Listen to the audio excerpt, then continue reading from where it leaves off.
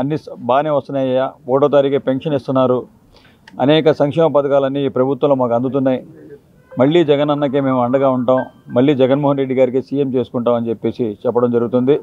అలాగే ఈ 41వ డివిజన్లో కోట్లాది రూపాయలతో సీసీ రోడ్లు కానీ, బీటీ రోడ్లు కానీ, సైడ్ డ్రైన్స్ కానీ, ఎలక్ట్రికల్స్ కానీ, వాటర్ పైప్ లైన్స్ కానీ అనేక వసతులు ఇక్కడ అన్నీ అభివృద్ధి చేసి మేము వచ్చి ఓట్లు అడుగుతున్నాం. స్వచ్ఛందంగా ప్రజలే ముందు చెప్తున్నారు, మాకు ఈ రోడ్డు వేశారు, మొన్నే వేశారు కార్పొరేటర్ గారు, అలాగే మేయర్ గారు ఇక్కడ నిధులు కేటాయించి ఈ డివిజన్ని మోడల్ డివిజన్గా తీర్చిదిద్దారు. తప్పకుండా ప్రజల ఆశీస్సులు మా వైఎస్ఆర్ కాంగ్రెస్ పార్టీకి ఉంటాయి. అలాగే జగన్మోహన్ రెడ్డి గారికి కూడా మేము గెలిపించుకుంటామని చెప్పేసి ఇక్కడ ప్రజలు చెప్పడం జరుగుతుంది.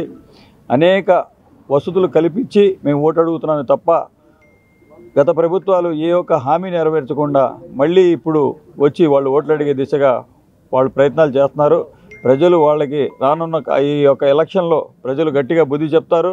ఏ అభివృద్ధి చేయకుండా ఈరోజు వచ్చేసి ఓట్లు వేయమని చెప్పి జనసేన కానీ తెలుగుదేశం కానీ వీళ్ళు మాట్లాడుతున్నారు.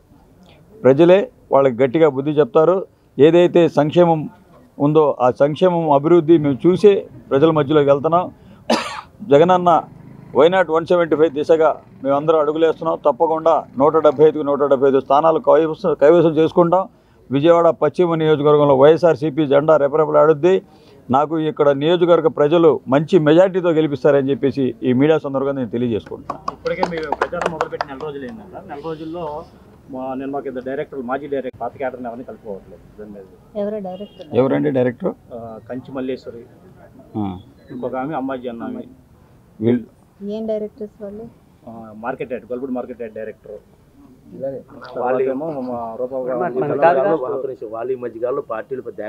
వాళ్ళు పార్టీకి వినండి మాట వినండి. మీరు చెప్పిందని ఒక మాట చెప్పండి. మీరు కలుపుకొని వెళ్ళట్లేదనే దాని మీదే వాళ్ళు రాజీనామా చేసామన్నారు. పాత వెల్లంపల్లి శ్రీనివాసరావు సెంట్రల్ నియోజకవర్గం వెళ్ళిపోయిన తర్వాత ఆసిఫ్ గారు కొత్తగా వచ్చారు. కొత్తగా అదే పార్టీలు ఎప్పటి నుంచి ఉన్నారు. ఎమ్మెల్యే టికెట్ వచ్చిన తర్వాత కనీసం ఫోన్లు కానీ ఏమీ లేవు. దాని మీద మాకు బాధ కలిగి మేము వెళ్ళిపోయామన్నారు. దానికి మేము చెప్పాము. వాళ్ళు పార్టీలో యాక్టివ్గా లేరు. వాళ్ళైతే పార్టీలో యాక్టివ్గా లేరండి. వాళ్ళకి మేము పిలిచి ఎన్నిసార్లు పిలిచినా సరే వాళ్ళ వైపు నుంచి ఎటువంటి స్పందన లేదు. కావాలని చెప్పేసి ఏదో చెప్తున్నారే తప్ప వాళ్ళైతే యాక్టివ్గా లేరు. పార్టీలో అసలు తిరగట్లేదు. ఎన్నిసార్లు పిలిచినా సరే వాళ్ళు మేము వస్తాం, మేము చూస్తాం అన్నట్టుగానే మాట్లాడుతున్నారు. కానీ వాళ్ళు వేరే పార్టీల వైపు మొగ్గు చూపిస్తూ వెళ్ళారే తప్ప మా పార్టీలో వాళ్ళు, మా పార్టీ కార్యకర్తలు, క్యాడరు, అభిమానులు, నాయకులు మాకు స్వచ్ఛందంగా ముందుకొచ్చి వాళ్ళకి మేము ఇది ఎవరు పిలవాల్సిన అవసరం లేదండి. ఇది అందరి పార్టీ, ఇది వైఎస్ఆర్ కుటుంబం. ఇది ఈ కుటుంబంలో అందరం మమేకమై ముందుకెళ్ళాలి తప్ప నాకు పిలవలేదు అనేది కాదు.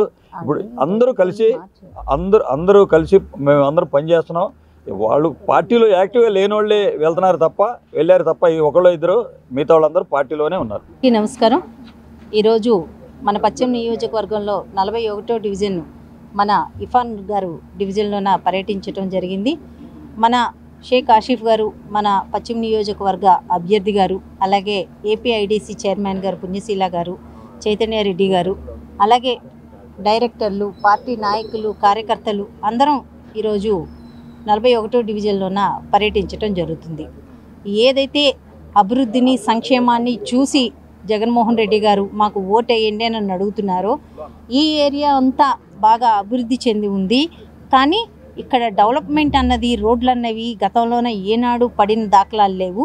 వైఎస్ఆర్సీపీ గవర్నమెంట్ వచ్చినప్పుడు గతంలోన మన మాజీ మంత్రివర్యులు, శాసనసభ్యులు వెల్లంపల్లి శ్రీనివాసరావు గారి ఆధ్వర్యంలో పూర్తి స్థాయిలో ఈ రోడ్లన్నీ డెవలప్ చేయటం జరిగింది.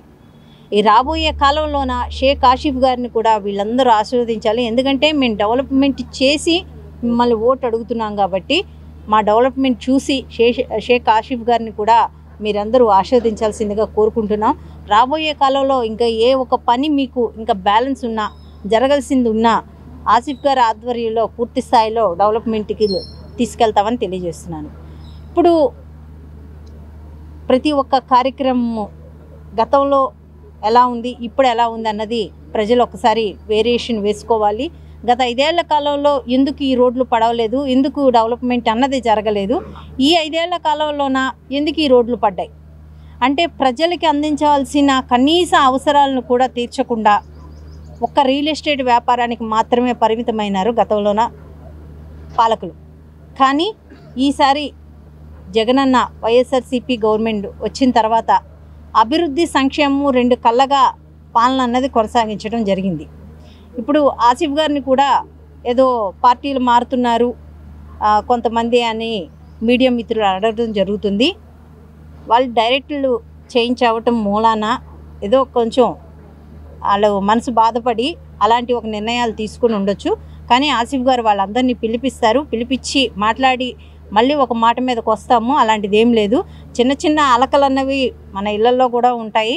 అలాగే పార్టీ కూడా ఒక కుటుంబం లాంటిది.